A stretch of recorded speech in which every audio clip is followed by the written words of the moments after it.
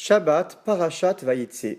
Dans notre parasha, la Torah nous raconte cette sortie de Yaakov, de Be'er Sheva, pour se diriger vers Haran. Là, Yaakov Avinu s'établira, se mariera et donnera naissance à 12 enfants, 11 garçons. Par la suite, ils seront 11 des futures 12 tribus d'Israël et sa fille Dina. Yaakov à Haran s'enrichit. Et à la fin de notre paracha, Yaakov revient vers Eretz Israël avec sa famille et une grande richesse. Nous savons pertinemment que la Torah n'est pas une histoire, mais chaque paracha nous apprend de grandes leçons. En méditant un petit peu sur notre paracha, nous remarquons rapidement que l'homme qui est mis en avant est Yaakov Avinu.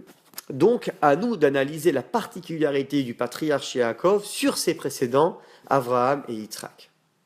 La particularité de Yaakov est celle d'un homme, un tzaddik, qui a su quitter un endroit de Torah comme Be'er Sheva, et comme d'ailleurs Rashi le précise qu'avant d'arriver à Haran, il s'enferme dans sa yeshiva pendant 14 ans, sans même fermer l'œil, et arrive avec grand succès à s'établir et à avoir des tribus d'Israël sans que aucun de ses enfants flanche dans la pratique du judaïsme.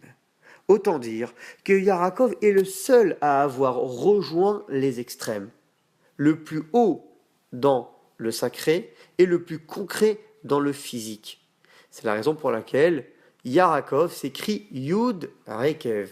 Yud signifie le début de chaque lettre.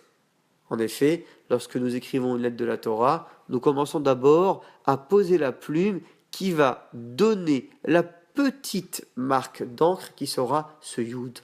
Et par la suite, on épanouira le Yud.